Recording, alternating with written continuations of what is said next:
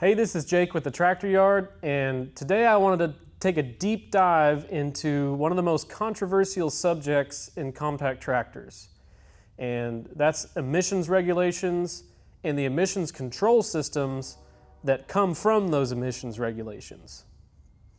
And in order to talk through this whole subject, I want this to be the most comprehensive guide on emissions controls for compact tractors. So I'm going to start with a little bit of a history on how the emissions regulations came about, when they came about, how those drove multiple different emissions control systems that we see today, kind of how those systems have evolved and how each of those systems work, and then what I think as a tractor owner we should know about those emission systems in order to maintain our tractors properly and make an informed decision when we're tractor shopping.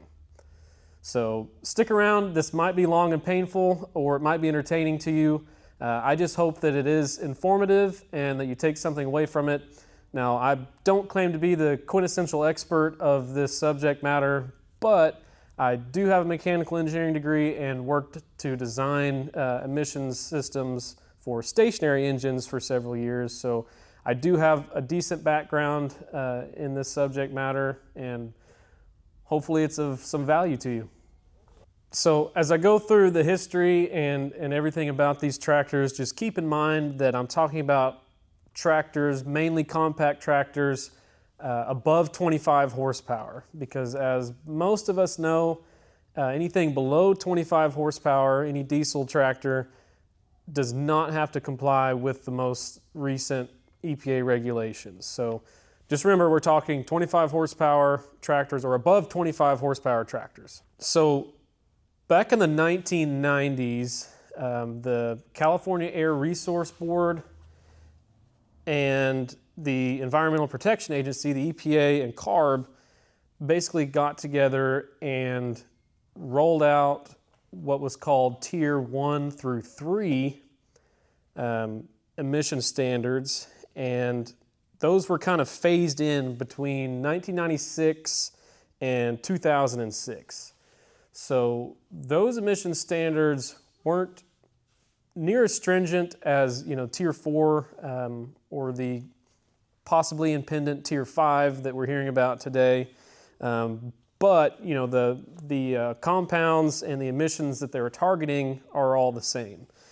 So those emissions are carbon monoxide or CO, hydrocarbons, HC, non-methane hydrocarbons, NMHC, nitrogen oxides or NOx, and particulate matter or PM. Now, all of those compounds are undeniably bad for human health. It's just a known fact. There's a lot of research behind this. So, when we're talking about emissions controls, just know that there might be an argument against having them, but I think what almost everyone can agree on is they are for the betterment of public health. Now, I mentioned that the Tier 1 through 3 regulations weren't near as stringent as Tier 4 and Tier 5. So what that means is it didn't take as much modification to the tractor's exhaust systems or the engine systems, for that matter, in order to get those emissions down to the acceptable levels. It did set a deadline for all these manufacturers to test and to prove that their engines were emitting below these thresholds. And so, there was a lot of testing that had to be done and some fine tuning, to fuel injection pumps, airflow, different things. So, this was a new thing for the tractor industry, not necessarily for the world, but for the tractor industry. And Tier 1 through 3 was relatively painless compared to Tier 4. Now, some tractor models did see a little bit of a design change in that time period. Maybe a couple started using common rail, but most were still using mechanical fuel injection at that point. Some of them we did start seeing basically diesel oxidation catalyst, which is essentially the same thing as a catalytic converter. Real basic, just a filter that goes in line with your exhaust stream. However, in 2004, Tier 4 was announced, and that was a much more stringent set of rules that all these tractor manufacturers had to figure out how to follow. And kind of the interesting thing is it became this sort of race against time where all these tractor manufacturers had to have these emissions regulations met and tested and proven to be met by 2015. Now, there were some tiered intervals there where, you know, they had to have certain targets met, but by the end of 2015, all these targets had to be met and proven to be met. So we started seeing kind of in that time frame between, you know, 2004 and 2015, a lot of new systems come out, you know, as far as emissions regulatory systems to meet these more stringent targets. So, you know, fine-tuning a fuel injection pump, a mechanical fuel injection pump, and throwing diesel oxidation catalyst on the exhaust wasn't doing it anymore. So, you know, tractor manufacturers had to really dig deep, and their engineering departments were really in a rush to figure out what was going to work for the engines that they had available. And, you know, certain manufacturers found engines like Yanmar, Cummins, or these other engines that had already figured out these regulations and have figured out how to meet them. For the most part, you know, these tractor manufacturers that built their own engines had to figure it out on their own. So the announcement of Tier 4 really kind of turned the tractor industry upside down because, you know, there's now a deadline for these emission standards to be met. And these manufacturers are saying, well, you know, it's going to take us a lot of money in development costs to get all these emission systems developed, reliable, put in place. It's going to cost us money on the manufacturing side to support all those new systems. You know, the risk if they didn't get these things figured out in time is they wouldn't be able to sell tractors in the U.S. So the stakes were high and the pressure was on. I will say, you know, we got some pretty good advancements in the compact tractor industry out of this. So, you know, a lot more tractors started using common rail systems because it was easier to fine-tune, you know, the air-fuel ratio and, you know, just get a much cleaner burning tractor out of a common rail fuel system. You could do it, and a few tractor manufacturers did pass Tier 4 with mechanically injected fuel pumps, but most of them you see now have common rail. So common rail fuel injection was kind of an easy first step for a lot of these manufacturers. So they went from mechanical fuel injection to common rail, which adds an ECM, which is basically a computer that helps control that common rail fuel injection system.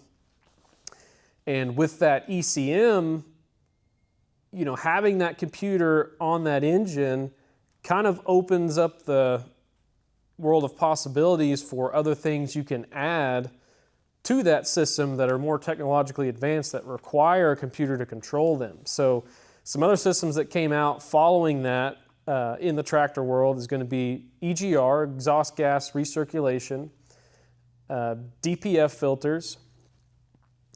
Of course, we already touched on diesel oxidation catalyst. The other big one is SCR, so selective catalytic reduction. And SCR is the system that most commonly gets referred to as DEF, which we'll talk about it in detail later, but DEF is just a fluid that's injected in that system. So to this day, only a couple manufacturers that I know of have been able to continually meet these Tier 4 regulations with a mechanical fuel injection system and just a DOC and a DPF. And TYM, or, you know, with their Coupe J engines, that's one of them. That's a major one. They're still able to do that somehow in all their engines up to 58 horsepower with just that mechanical fuel injection system and a DPF. And, you know, I can't tell you exactly how they're doing it, but they are doing it. And, you know, it is the most simple system on the market, but pretty much every other manufacturer and everything over 58 horsepower in the TYM lineup uses multiple of these systems So let's take a deep dive into each one of them, talk about, what are the major components, how do they work, what emissions are they targeting, why they're important, some failure points to watch out for, and hopefully we can kind of quell some concerns out there about, the effects of these systems on your tractor's overall lifespan. So we'll start with the most basic control system, and that's going to be the diesel oxidation catalyst. So the diesel oxidation catalyst is literally just a filter that goes in line with your exhaust, and it is a catalyst, so it's basically a filter substrate coated in precious metals like platinum and palladium, and those precious metals essentially cause these harmful emissions like carbon monoxide and hydrocarbons to undergo a chemical reaction called oxidation, and it essentially helps bump the temperature up and change these compounds from, say, carbon monoxide to carbon dioxide, or from hydrocarbons to water vapor. So, it's kind of a cool process, and it's pretty non-invasive. And those filters, it's a pretty simple design add. It bumps up a little bit of back pressure on the engine, but other than that, a diesel oxidation catalyst really doesn't affect the operation or maintenance of your tractor at all.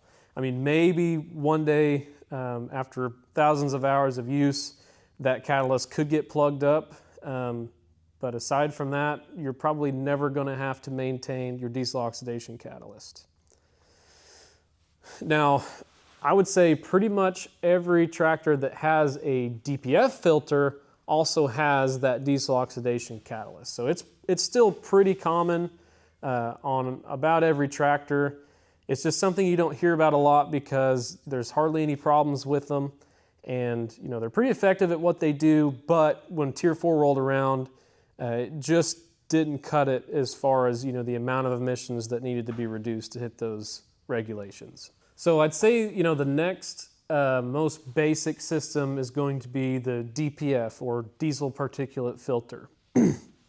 So the DPF filter is pretty much solely targeting particulate matter, which you could probably most closely relate to, the visible black soot that's created from diesel emissions. And most of that black soot is a result of, unburned hydrocarbons. So that comes through the exhaust in the form of soot. So you see more of that soot, in diesel engines that overfuel for one reason or another. Maybe because it's a modified engine with the fuel turned up, or maybe it's just running inefficiently. But that particulate matter, comes out in the form of a larger particle, and unlike all these other hydrocarbons, that diesel particulate has to be physically captured and burned off in a controlled environment. And that's what that diesel particulate filter does. So unlike the diesel oxidation catalyst, which is pretty much a flow-through design catalyst, the diesel particulate filters, if you were to cut one in, if your exhaust is coming through this filter this direction, if you were to cut that filter this way and look at it, the filter actually has chambers like this. So the way it's designed, that particulate matter has almost no way out of this filter. Now, the downside is it does create quite a bit of back pressure on the engine, so that has to be accounted for when this whole system is designed. But essentially that's what the diesel particulate filter is doing, is it's just capturing this soot, and then the goal is to burn it off within that filter. Now, there's two main types of diesel particulate filter. One of those is going to be primarily a passive system, and the other is going to be an active system. So when we talk about these, we're often talking about regeneration. So that's another one of those buzzwords that most people are going to recognize is regeneration. So when we hear the word regeneration, The way it really relates to this system is we're regenerating the catalyst itself, or the filter itself. And when we're saying that, we mean that, you know, we're going from a clogged filter to a fresh filter. Now, in a passive system, a regeneration is sort of done all the time. You know, as you're working the tractor, as you're running the engine, regeneration is constantly happening. So the way that works is you need enough temperature built up in that filter in order to burn that soot off as you're working the tractor. So, you know, oftentimes when you talk about diesel particulate filters, it's often talked about in association with higher exhaust temperatures. So when you're running your tractor, if it has a diesel particulate filter on it, you need to make sure that you're using the tractor at, you know, a slightly higher RPM floor. So let's say 1500 RPMs and above. That's just going to help. The other factor is load. So you want to make sure you keep a decent load on your tractor. If the more you idle it around and put it around, cold start it, the more soot is going to build up faster, which is sort of the opposition to the passive regeneration process.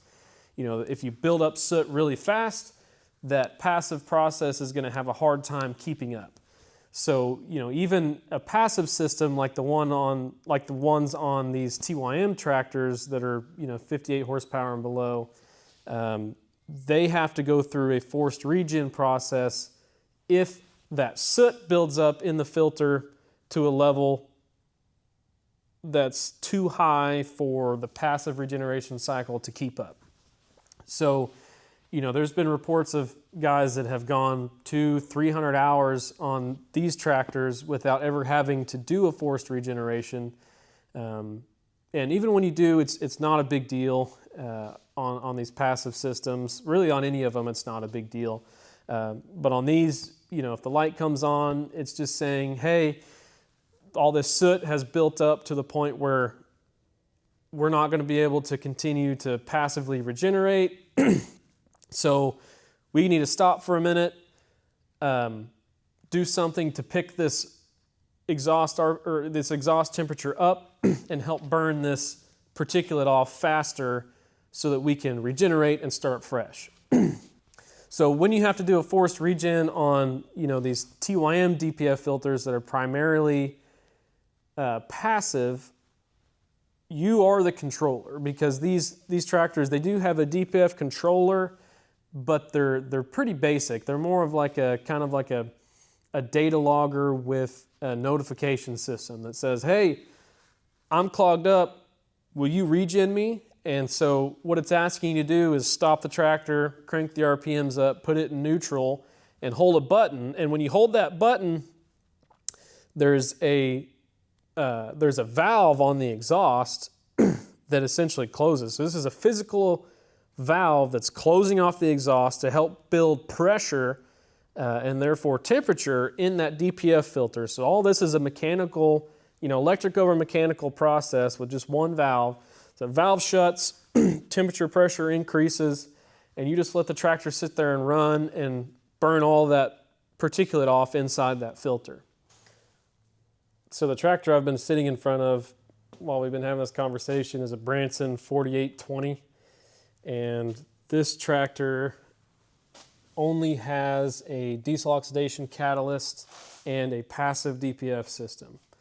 So I'm just going to kind of show you how that works. So this is your exhaust manifold coming out of the engine, out of the combustion chamber. So exhaust is going up. You have a temperature sensor right here so that the system can see what the exhaust gas temperature is going into the catalyst. Right beyond this elbow into that big can, that's where your diesel oxidation catalyst is going to be. So after it goes through the diesel oxidation catalyst, you're going to have a pressure sensor here, and then it's going to actually pass through the diesel particulate filter, and then after it goes through the diesel particulate filter, you're going to have another temperature sensor and another pressure reading. So all this is doing is looking at temperatures before and after to make sure it's running efficiently, and it's looking at pressures before and after to see what the differential is. That way, if the differential gets too high, it knows that it's built up enough soot in that filter that it needs to force a regen. You'll get a light on your dash, and you stop what you're doing, put it in neutral, crank the RPMs up, hold the DPF regeneration button down, and then that's going to just tell this valve right here, which is just going to shut, or it doesn't shut all the way, but mostly. So it sits in there like this, normally letting exhaust gas flow through. You tell it to shut, and it's going to help build back pressure and temperature in that can to burn off that soot faster. And then once it's done, once it shows an acceptable pressure differential, it's going to tell you it's done. The valve opens back up, and you go back to work. So that usually takes 30, 45 minutes at most, and then you're back to square one. So that's a passive regeneration setup with the ability to force a regen in the event that it's required. And that's what you're going to see on most of these TYM tractors. Now, the other type of DPF out there on the market is what's more commonly known as the active DPF system. So the way most of them work, and they're not all the same, but the way most of them work is they're basically put on a set schedule for regenerations. And they're not as efficient as a dedicated passive DPF, but they do have some passive capabilities. But generally, they're going to be set on some interval, whether that's every 50 hours, every 100 hours. It just depends on the manufacturer. But at these set intervals, the DPF system is designed to essentially create its own heat, and that's done by taking fuel from the return system and pushing them into a fuel injector that's separate from the actual fuel system. So it's going through this return circuit, usually through another filter, injecting into a burner box. And so this burner box is igniting that fuel and essentially creating a little furnace inside that DPF box. So, and this is all controlled by the ECM. So, this is a much more complex system, but it's a proven design and it works. So this burner is actively burning off all that soot. So it can happen a little bit faster, than those passive systems, but it's actively burning off that soot, and then once the cycle's over, tractor tells you it's done, and you're back to work. So one thing that gets talked about a lot with these DPFs, and I see it all the time and in comments mainly on YouTube or on forums, is that people really want to believe that throughout these regeneration processes that the emissions are much worse than they would have been otherwise. And that's just false, and you're just arguing with known science. And these DPFs really do a good job. And I think of all of the emissions control systems, aside from the diesel oxidation catalyst, the DPF should concern you the least, especially if it's a very simple passive, primarily passive DPF system. So just know that these systems do work, and you might get a smell when you're doing a regen, but you're not seeing all that soot come out, which that's the harmful particulate matter that we're trying to get rid of. So, if you're doing a regeneration and you see a bunch of soot coming out of your tractor, then I'd be concerned. But this is really taking that soot and burning it down to a level that is safer for us to inhale, as opposed to the larger particulates that are landing in that filter. So we've talked about diesel particulate filters, and we've talked about diesel oxidation catalysts, and those two control systems reduce particulate matter, carbon monoxide, and essentially hydrocarbons. So the other compound that we haven't really talked about how to reduce is the nitrogen oxides, or NOx.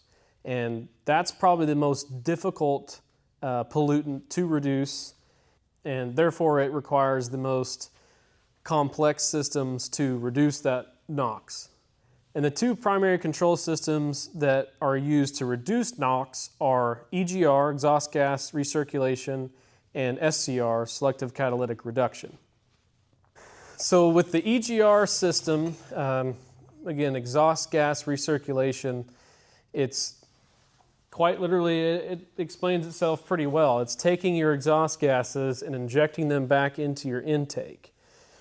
Now to do that, you've got a couple of readings that it has to take, and so it pretty much has to be ECM controlled, but it's regulating a valve that's telling the system how much exhaust to take into the intake. And that's kind of an important concept, because this is where I think EGR systems are probably the most apt to cause damage to an engine. You know, by design, what it's doing is it's taking that exhaust gas, putting it back into the intake, and using that exhaust gas actually helps lower the temperature of combustion, which reduces the amount of NOx that gets formed from the combustion process. So it's targeting that NOx, and it works really well if the EGR function is functioning properly. But if your EGR gets stuck open or closed, it can actually substantially raise the combustion temperature and really create a lot of carbon deposits in your intake and in your cylinders, or in the combustion chamber there. So, you know, there's some potential for some serious damage to occur if they don't work properly. So, you know, that being said, there is a manufacturer out there, Mahindra, that likes to claim that they don't, you know, have regeneration processes and that they don't have emissions controls. Well, almost all their tractors use EGRs. And I'm not saying that's bad, it's just kind of odd that they sort of hide that in a way. But anyhow, so that's how the EGR works. That's what it does, and that's kind of what to watch for, is just kind of making sure that you know, if you see a code on your tractor, if you know it's equipped with an EGR, or if it starts running funny, you know, make sure you get it looked at pretty quickly, because the longer that a failed EGR is allowed to run, the more likely of a chance that something bad will happen to your engine. Now, I'm not trying to dog on the EGR systems. I don't want anyone to take away from what I'm explaining as a real negative. I'm just trying to make sure that everyone watching is informed properly of how these systems work and what the potential avenues of failure are. So take that with a grain of salt. Not my favorite emissions control system, but it's been around for a long time, and you know, a lot of the newer engines are having very, very few failures with EGRs. So not the end of the world. It's just not the most ideal control system in my mind. So the last system I want to talk about is SCR, so selective catalytic reduction. And so this is another method of reducing NOx, much like EGR, but different from EGR because it's not taking the exhaust gases and putting them back into the intake. Instead, it's an entirely after treatment system. So it's, you know, like your DPF filter, it's the exhaust and it's a catalyst. There's a reaction happening, and then the exhaust leaves.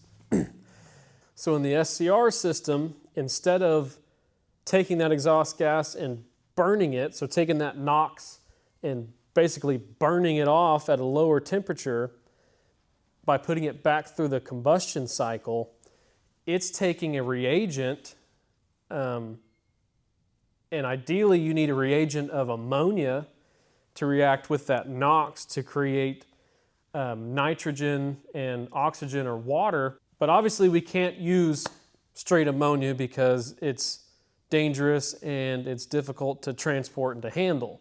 So what we use instead is DEF fluid or DEF fluid, which is essentially just urea. Easy to handle, easy to store. The only downside to urea is that at really high temperatures or at really low temperatures, or if it gets oxidized, it can break down in different ways. But otherwise, urea is a pretty stable reagent to use. So that's what's most commonly used is urea. So essentially, they're using urea for the ammonia content to react with the NOx against another substrate where this chemical reaction is going to happen to change those nitrogen oxides into nitrogen and water vapor. So in order for that to happen, these systems have the urea holding tank. Again, it has to have an ECM to control all of this because there's multiple electronic components, readings that have to be taken to adjust the urea dosing. So you've got the ECM, you've got a urea holding tank, you have a urea injector that's taking the urea and atomizing it into a mist, which makes that reaction more efficient. Then you have your SCR substrate, your catalyst, and that catalyst is using a little bit different coatings than the oxidation catalyst. So that substrate is actually made out of titanium oxide, which is like a ceramic porous material, and then it's coated with like vanadium, molybdenum, or tungsten oxide. So that's what the reactant is that's coated on the substrate, and the reagent is the urea, and you're getting a reduction reaction that's changing those nitrogen oxides into nitrogen and water vapor. So with an SCR system, the biggest complaint is, seems to always be related to the urea. You have to store urea, you have to have it when you get low on urea, because a lot of these systems are designed to shut down if they don't have enough urea. That's just part of the EPA regulation process where, obviously they know if you're out of urea that you're not going to be reducing NOx to the proper levels. Luckily, SCRs are pretty much only used on higher horsepower models, so a lot of the compact tractors are either using EGR or they're getting around without using EGR. So, it's really kind of that, above 75 horsepower range where we're going to see SCR systems. So, for me, I'm not too opposed to SCR systems because, a failure of an SCR system isn't necessarily going to cause any damage to your engine. It's just going to possibly prevent you from working if you run out of urea or if you have some other failure within that system.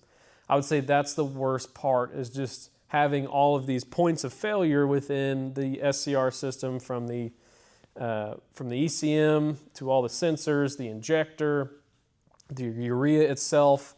There's just a lot of ways for that system to go wrong. Now, again, we're over a decade into Tier 4 at this point, so manufacturers have come a long ways in terms of reliability of these emission systems. So we see a lot less failures nowadays than we would have 5+ years ago.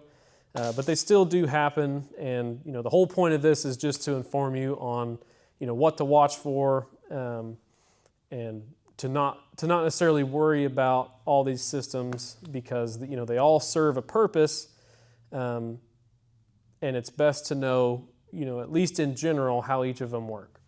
So I've touched on all the systems that I really wanted to touch on. Those are all the relevant systems that we see today for reducing emissions in compact tractors.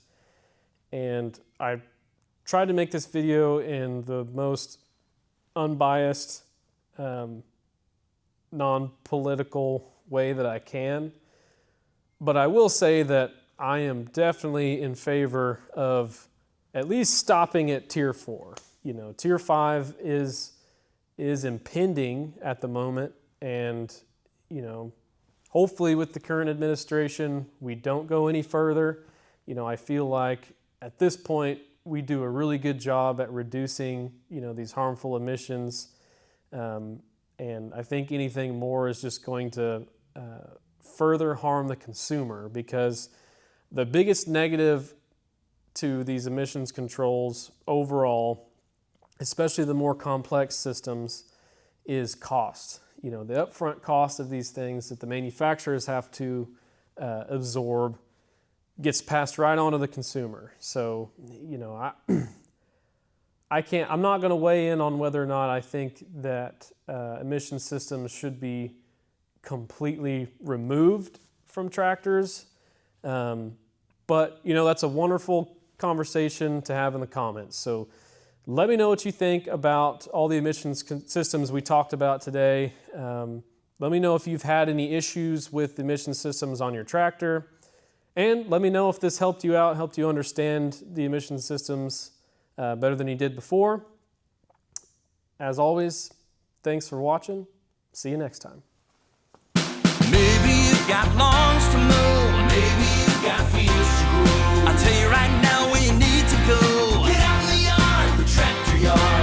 They've got what you got in mind, and they're not gonna waste your time. A family company, a new generation, honesty is their reputation, so accept no imitation.